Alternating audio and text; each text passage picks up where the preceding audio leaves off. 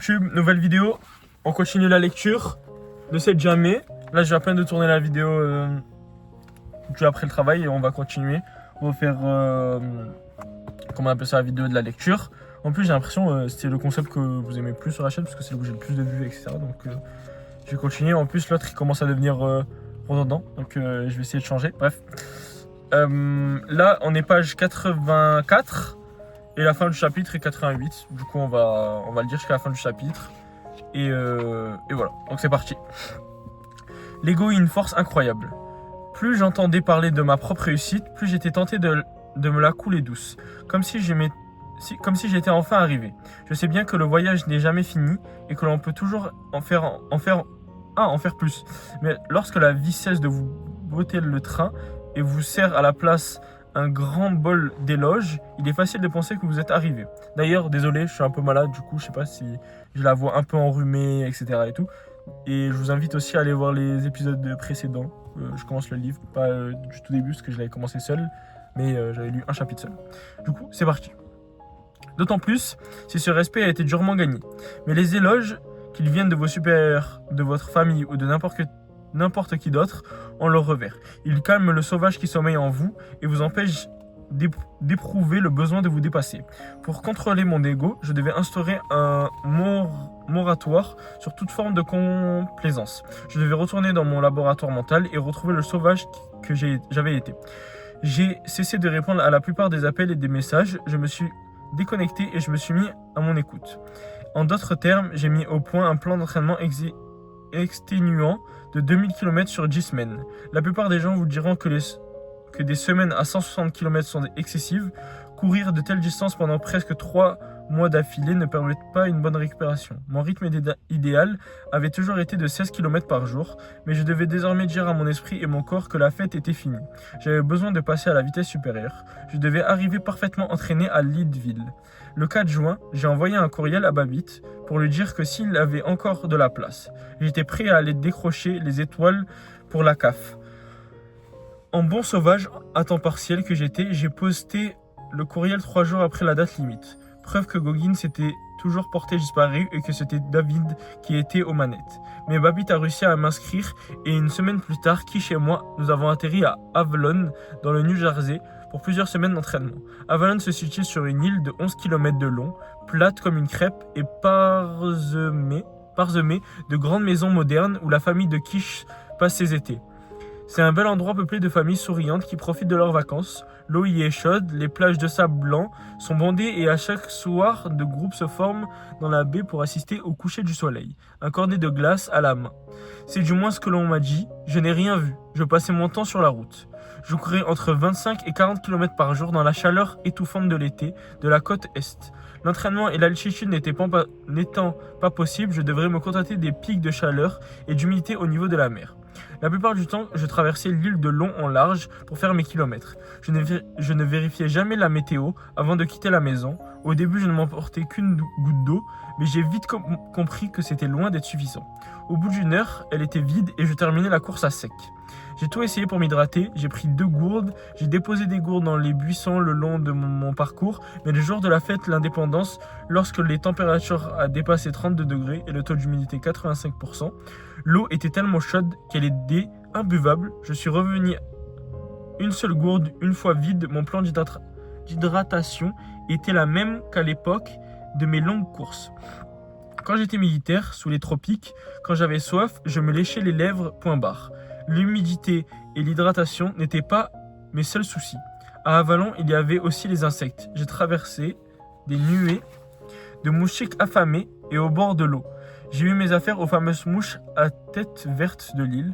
Ces satanés insectes n'arrêtaient pas de me piquer, sans parler des attaques d'oiseaux chaque été, des cars rouges à épaules niches à Avalon, généralement sur les routes intérieures tranquilles que j'ai préférées. Chaque fois que je me rapprochais à moins de 400 mètres d'un nid, un oiseau fonçait dans ma direction et essayait d'enforcer ses serres dans mon cuir chevelu. Il tournait en rond, criait en piquant et piquait sur moi jusqu'à que j'ai quitté leur territoire. Et naturellement, il y avait des kilomètres de nids et des dizaines d'oiseaux en colère. Au bout de quelques jours, j'ai pris l'habitude de retirer ma chemise pour pouvoir balayer l'air et tenir ces bombardiers en piqué à distance. Sacré spectacle. Au fil des semaines, les conditions se sont corsées. C'est là que j'avais commencé à m'amuser. Certains jours, je quittais la maison sans avoir pris de déjeuner, en ayant à peine dîné la veille. Je voulais courir mes 30 km quotidiens à sec, car je savais que cela ne me manquerait pas de se produire dans les Rocheuses. Je devais m'entraîner mon corps à enchaîner les kilomètres une fois le carburant épuisé et me prouver que j'étais capable de trouver l'énergie là où il n'y en avait pas.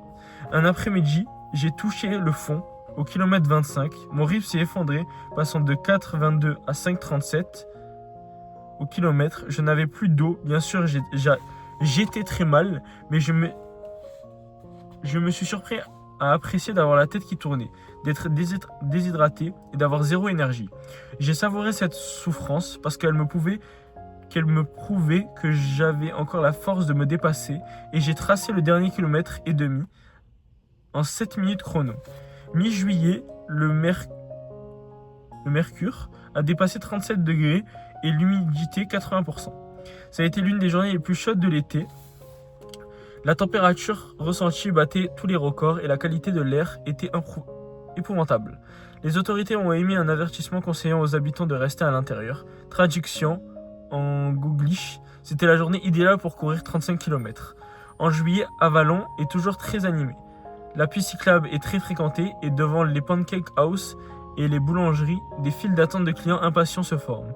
Ce jour-là, les rues étaient silencieuses. Je n'ai pas vu un chat pendant 16 km. Au 17e kilomètre, une voiture m'a dépassé lentement et j'ai senti que le conducteur m'avait reconnu. Et comme on pouvait s'y attendre, il a fait demi-tour et s'est approché de moi.